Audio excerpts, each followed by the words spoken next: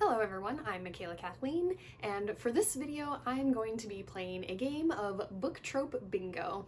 I saw this over on Jesse the Reader's channel, so I'll link his original video down below.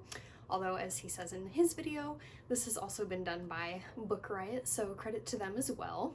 But yeah, this is basically just a game of bingo using book tropes. So I basically used Jesse the Reader's bingo card. I have drawn out my own version here.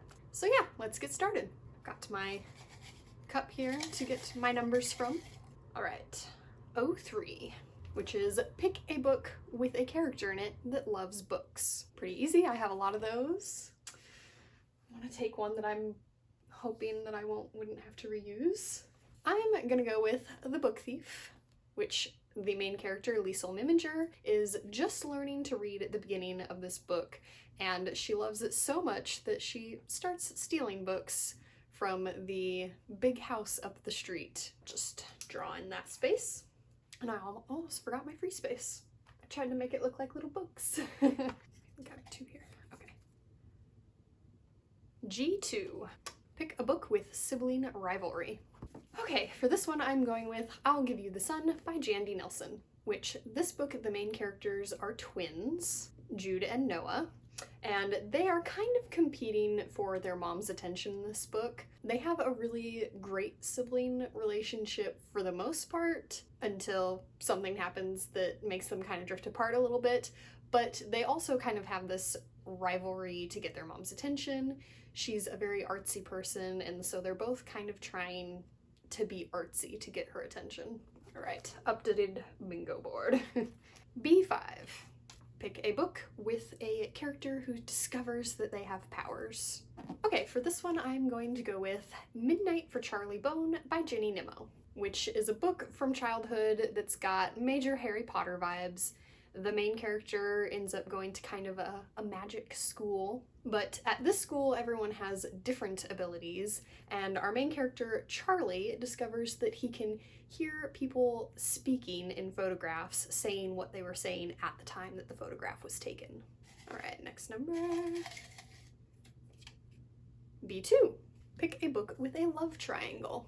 Should I go basic here and pick one of the big three? Yeah, I think I'm gonna go very traditional here and go with Twilight by Stephanie Meyer. This is kind of, I feel, the love triangle that started it all. Were you Team Edward or were you Team Jacob? Leave your comments down below. Really all over the place so far. I5. Now this one just says dream sequence, so I don't know if that means pick a book where the entire book turns out to be a dream, or pick a book that has a dream sequence in it. And I'm gonna go with that version because it's easier. And for this one, I'm going to go with To Sleep in a Sea of Stars by Christopher Paolini. As the title may indicate, there's a fair amount of sleeping happening in this book. And yeah, the main character has lots of dreams throughout the book. Most of them coming from the alien that is living on her skin. B4. Getting lots of Bs. Pick a book with a hate to love romance. I don't care for this type of romance, so I'm having trouble thinking of one. Enemies to lovers. I found an Enemies to Lovers. I have Scarlet by Marissa Meyer. Here we have Scarlet, which is a Red Riding Hood retelling, and spoiler alert, she falls for the wolf in this one. All right, we're looking good on the Bs. They might give me my bingo. We shall see. G1. Not a B. Pick a book with a manic pixie dream girl, which I am maybe looking slightly like one of those at this moment. Okay, I'm gonna pick a book that is kind of saying that the manic pixie dream girl is not a good trope.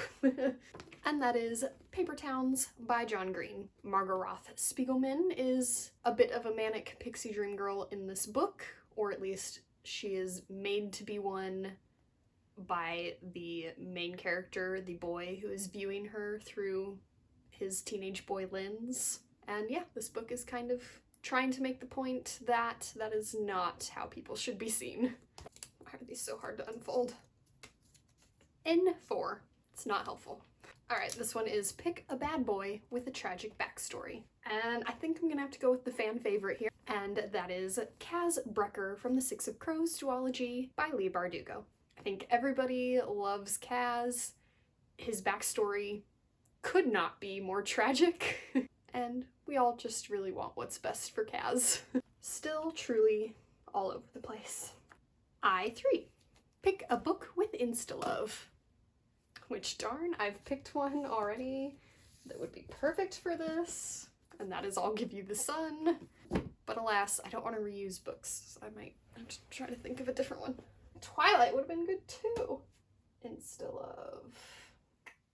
Okay, this still feels slightly like a cheat, but I'm gonna go with Looking for Alaska by John Green, which, I mean, kind of same thing as Paper Towns. The boy in this book just immediately falls in love with the girl, Alaska, when really he doesn't know her all that well and isn't quite seeing her as a full person. And again, the book is not condoning this behavior. None of these spaces are coming together. B3. Another B! Pick a book with a secret royal. Okay, for this one I am going to go with The Last Book in the Universe by Rodman Philbrick, which, apologies, this is somewhat spoilery because this is not a super popular book, and it's pretty obvious if you read it who the secret royal would have to be. There it is. I'm gonna count on the fact that not very many people were rushing out to get this. Just one more B. In 5. And this is the one trope that I added to the list. Pick a book with a Macguffin, which is maybe more of a plot device than a trope, but I wanted to include it. To Sleep in a Sea of Stars would have been a perfect one, especially because that Macguffin doesn't end up mattering at all. Now I have to think of a different one that has a Macguffin. Which, to explain that one a little bit because it's a little vague, Macguffin is an object in a book that characters need to go on a journey to go get, and it just kind of moves the plot forward and gives the characters a goal to have. So like the Infinity Stones from the Marvel Universe, or the Deathly Hallows from Harry Potter, which I won't use because that's a very obvious one. I'm actually gonna go with one that one might not consider to be a Macguffin because it's not like a thing that the characters are having to go get, it's a bunch of places that they're having to go. But I'm gonna go with Kids of Appetite by David Arnold, in which the main character has found a note in his dad's urn requesting locations for his ashes to be spread, but the note is written to the character's mother in a way that only she would know these places. And so our main character is trying to figure out where these places are so that he can go spread his father's ashes. And so I would consider those to be kind of Macguffins. All right. Gotta get that B. I4. Not helpful. But this one is pick a book with a female character who is not like other girls. Which, going with maybe an obvious one here, but I'm gonna go with Katniss Everdeen from The Hunger Games. Big, not like other girls vibes with Katniss. 04. Not even kind of helpful. Pick a book with star-crossed lovers, which, I mean, I have to go with The Fault in Our Stars by John Green. You see what he did there? Going with a lot of John Green books on this one. I feel like this game is getting so long. I2. Still not helpful. Pick a book with a quest. And for this one, I'm going with The Inheritance Cycle by Christopher Paolini. Much questing in this book. There's a map in this book, like all good fantasy books must have. And yeah, it's really fun to track Aragon's progress. Definitely a fun questing series. Got to get a bingo soon. G4? Bingo! Sorry. Got my bingo across the 4 row. And the final book is pick a book with a parent with a secret. For this one, I'm going with Divergent by Veronica Roth, which is a dystopian series. And it's one of those ones where the society is all in one little spot and they say that all of the outside world is terrible and not to go there. And spoiler alert, the main character's mother is from that outside world. If I remember correctly, that is her secret. And then also both parents just kind of keep it a secret that They were originally from different factions and stuff. All sorts of little secrets with these parents. So yes, a very fun game of bingo. I hope you enjoyed watching.